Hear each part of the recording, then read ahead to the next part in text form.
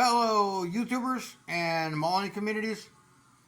Stars back in with the update video on the 1/8 scale 57 Chevy Pro Street build. So far guys, I got a chassis put together, and I'm not gonna sit here and bore you with yada yada and rockabilly and rock and roll.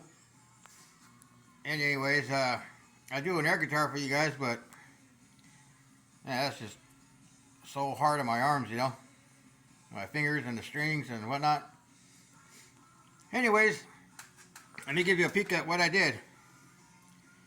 All in all, it took me about 4 hours to get this far. Like I said, I can work pretty fast. There's a couple of frame rails sitting in there. I got the engine kind of sitting there, just hanging loose. And I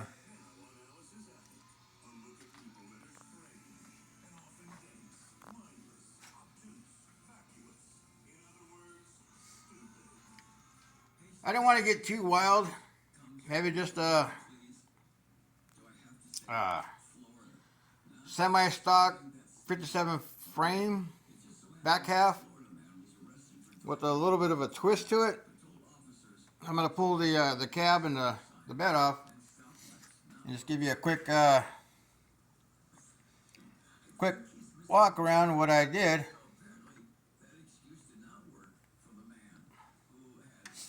There's the portion of the back half. I'm not done with it yet. Let's see if I can get the cab come off without the front tire going crack, bing, bang, boom, pow. That's what it sounds like when it falls. It didn't fall. Well, that's amazing. Anyways, there's the chassis. About 4 hours worth of work. Not too bad. And I ran out of tubing. I knew I should have grabbed one more pack, but oh well. So I had to think out of the box and try to come up with another frame rail, because I was this size short. I was short about where's that piece at? This is all I had left over. That's all I had left over, and I couldn't make that stretch, no matter how much heat I put on there and how hard I pulled.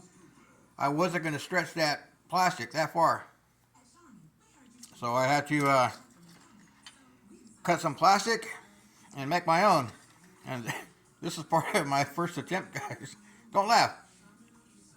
That's part of my first attempt of making a box frame. In other cases, that'd be awesome, but that wasn't going to work for my rear back half frame rail. So I had to take a straight edge and mark a couple lines and cut them exactly straight as possible, because I freehand that one. And I tell you what, it came out square, came out straight. The hardest thing for me to do was to put a bend in it, because this plastic tubing is so thin. I think it's a little bit, probably 30 thousandths, so maybe a little bit smaller. The first bit I heated up and started to do a bend on it, and it just caved on itself and kinked. So I was like, that ain't gonna work. So after letting that piece dry, I let it sit for like 45 minutes. Then my next step was like, okay, so if I make a lot of little relief cuts, can I bend it? So that's what I had to do. I had to put there it is. I had to put a bunch of relief cuts in it And what that allowed me to do was pull it backwards and bend it. So there was my bend for that rail and that rail. Then I had to go back in and make a lot of wedges, plastic wedges, and wedge back in every single piece to keep that shape. So after that, and gluing everything back together and sand things down a little bit, and there it is. After I got them in there, got everything glued down, I had too much of a bend in it, and the frame rails went way too far down. So I had to put a little bit of heat on both sides and raise them up. And that's what that tire was for, with a piece of plastic and a piece of wood. Set that underneath the frame rails, heat it, and let that heat itself and bend itself up. Just a little bit of heat, nothing too bad. I sanded all the little wedges down, and now as strong as can be. So that's just a little, I still got more bracing to put in, some holes to make for the exhaust, and I'm going to put the cab back on so I can show you guys what I'm going to do on the exhaust. A lot of guys out there might be like, oh yeah, that might be a cool idea. Others might be like, wow, is this guy just kind of like, for real? No. And this happens to me. This happens to me all the time. Let me set my little my wedge over here for the body. There it goes. Hopefully it stays this time.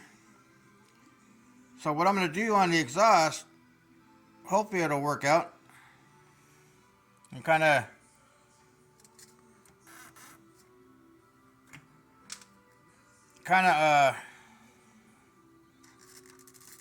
thinking like a NASCAR style exhaust.